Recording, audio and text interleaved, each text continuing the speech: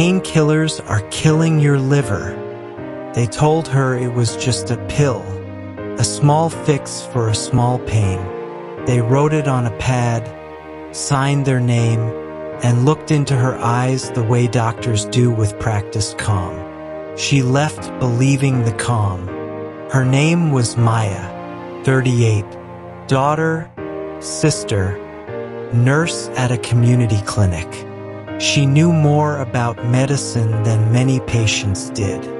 That confidence, the kind that comes when It began with a sprained ankle at the grocery store.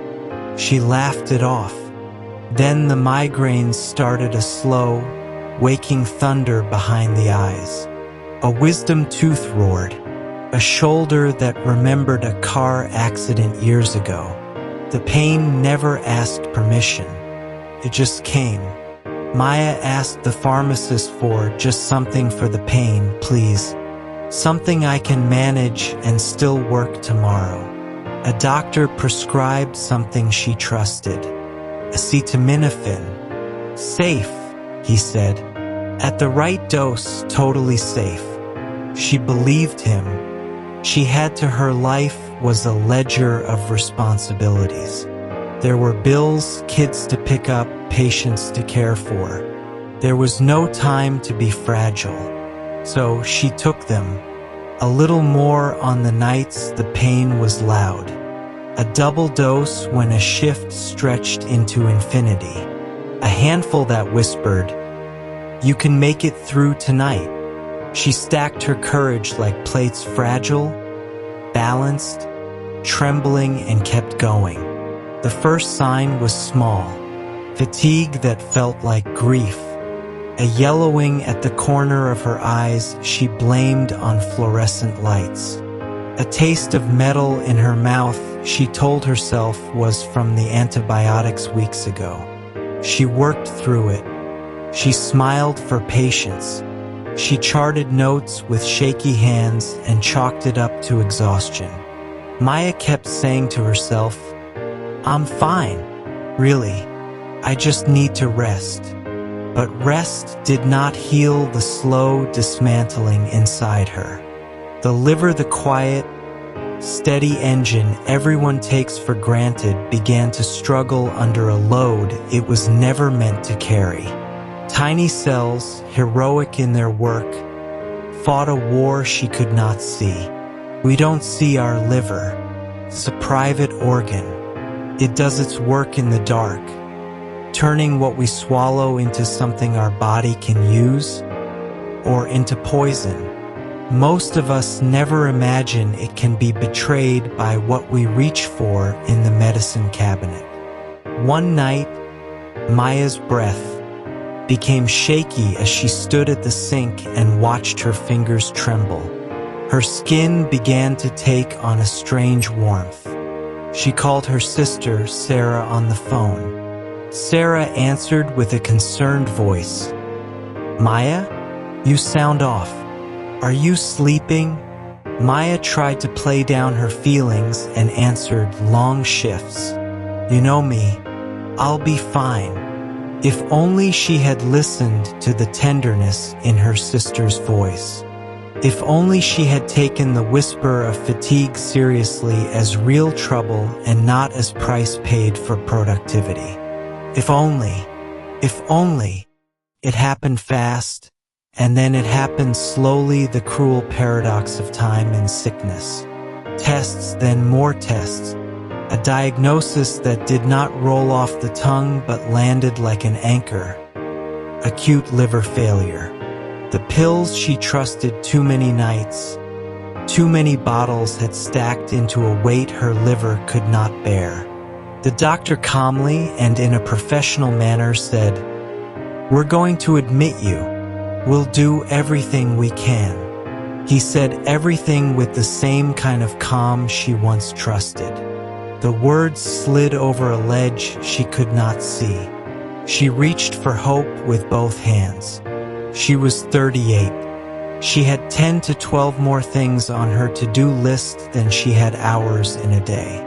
She had a sister who still answered at 2 a.m., a mother who called on Sundays, patients who needed her steady hand. She had a life that felt like a promise.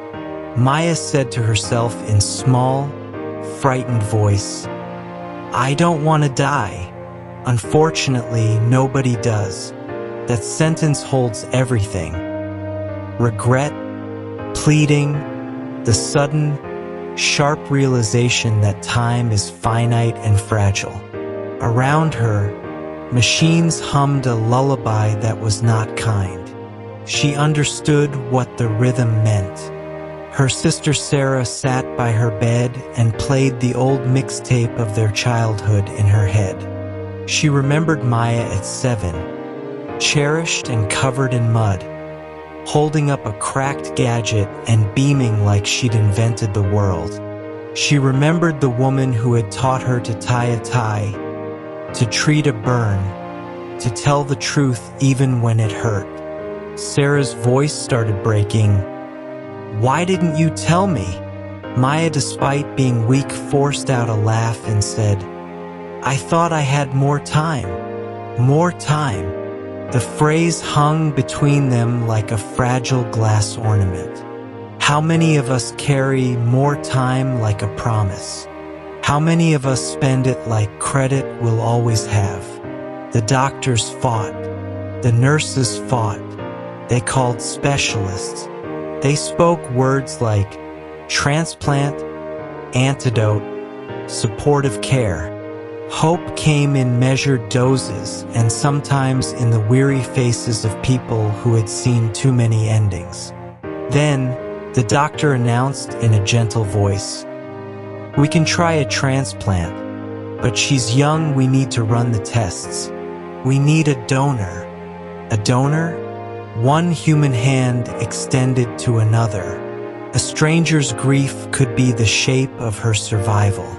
The idea of needing someone else to give a part of themselves to keep her whole felt both sacred and unbearably raw. They could have saved her. The label said to never exceed the recommended dose. It said not to mix with alcohol, not to combine multiple products with the same active ingredient. It said to call a doctor if you felt odd. Small instructions, plain language, yet we trade the small for the urgent so often, a pill for a shift, a tablet for silence, a handful for sleep. That night, Sarah held her hand. Their fingers were simple, calloused, with little scars, ordinary things that meant a lifetime of living. She leaned in and told her every silly secret, every regret she'd never voiced out loud. At the edges of those confessions, there was a trembling gratitude that she could say them at all. Then Sarah said to her, "Maya, you taught me how to keep breathing. Keep breathing, please. Sometimes the best medicine is memory. Sometimes the best cure is the courage to speak your truth before the moment refuses to wait." The surgeons worked. The family waited. The hospital lights seemed too bright and too small. The decision hung as they wondered if the transplant would come in time. Would a stranger's generosity arrive as promise? Alas, they found a donor. A young man taken too soon in a crash had family who said yes. They gave the one thing we all need but rarely own up to, the willingness to give to another life. In operating rooms, hope is as sterile as the sheets. It is also as real as a pulse. The surgery took hours. They stitched courage into the seams. And then, in the quiet after, they told them what every family fears. She made it through surgery. Recovery will be long, but she has a chance. The doctor announced, tired and relieved. They call it a miracle. They also call it a responsibility. When a stranger's liver keeps your heartbeat, you owe it to that stranger to live as if their life matters, because it does. Weeks later, voice thin but warmer, Maya said, "I thought I had time. I thought the pills were small. I thought I could handle it. She learned that time is not a promise. She learned that small things are often not small at all.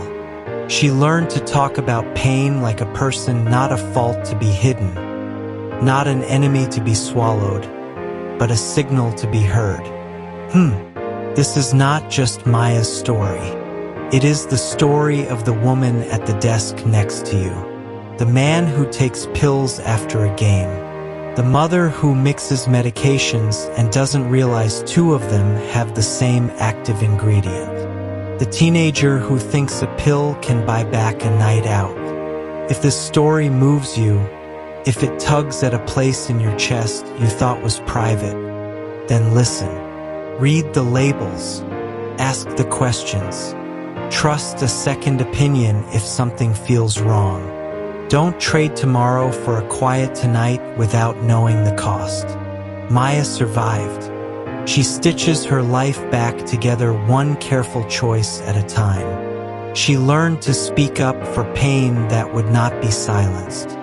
And sometimes, late at night, she holds her sister's hand and they both remember that a stranger's last gift became their second chance. If you or someone you love is using painkillers regularly, talk to a healthcare professional. Know the doses. Know the ingredients. A small pill can carry a big cost.